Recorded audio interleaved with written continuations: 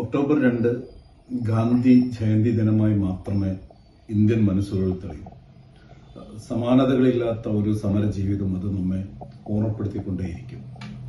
അസംഖ്യം മനുഷ്യരുടെ സ്വാതന്ത്ര്യമോഹത്തിന് വേണ്ടിയുള്ള സമര പോരാട്ടത്തിന്റെ ഊർജ പ്രവാഹമായി മാറിയ ഒരു മനുഷ്യനെ ഒക്ടോബർ 2 ഓർമ്മിപ്പിക്കും. സമാധാന സ്വപ്നം കാണുന്ന ലോകത്തിലെ മുഴുവൻ മനുഷ്യർക്കും പ്രതീക്ഷയും പ്രചോദനവുമായി ഐക്യരാഷ്ട്ര സംഘടന ഒക്ടോബർ 2 ലോക അഹിംസാ ദിനമായി വികസിപ്പിക്കുകയാണ് ചെയ്യുന്നത്. പക്ഷെ ഇന്ന് 2025 ഒക്ടോബർ 2 ഇരുട്ടും വെളിച്ചവും മുഖാമുഖം നിൽക്കുകയാണ്. ഹിംസയും അഹിംസയും മുഖാമുഖം നിൽക്കുന്നു. ഗാന്ധിയെ കൊന്നവർ 100ാം പിറന്നാൾ ആഘോഷിക്കുന്ന ദിനമായി ഇന്ന് ഈ ദിനം മാറുകയാണ്. ഇതിനു മുമ്പ് അവർ മുഖാമുഖം വന്നത് 3 വെടിയുണ്ടകളുമായാണ്.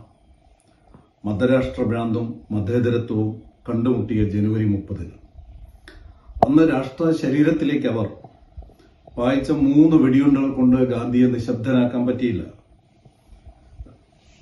ഗാന്ധിയുടെ ചിതയിലെ വെളിച്ചം, ആ വെളിച്ചത്തിൽ തെളിയുന്ന ചരിത്രം നമ്മെ നിരന്തരമായി ഓർമ്മിപ്പിക്കുന്നതുകൊണ്ട് ഒരു നൂറ്റാണ്ടായി തെരുവിന്റെ മൂലയിൽ പതിയിരുന്ന ഗോഡ്സെയുടെ മുഖം ഇരുട്ടിന്റേതാണെന്ന് ഗാന്ധി നിരന്തരം പറഞ്ഞുകൊണ്ടേയിരിക്കുന്നു.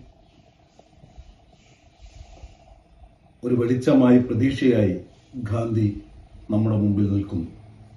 വീണ്ടും ഒരു സമരമായി ആളിപ്പടരാൻ വേണ്ടി, മതേതര ഇന്ത്യയെ നിലനിർത്താൻ വേണ്ടിയുള്ള കരുത്തായി, വെളിച്ചമായി ഗാന്ധി നമ്മുടെ മുമ്പിൽ ജ്വലിച്ചു നിൽക്കുന്നു.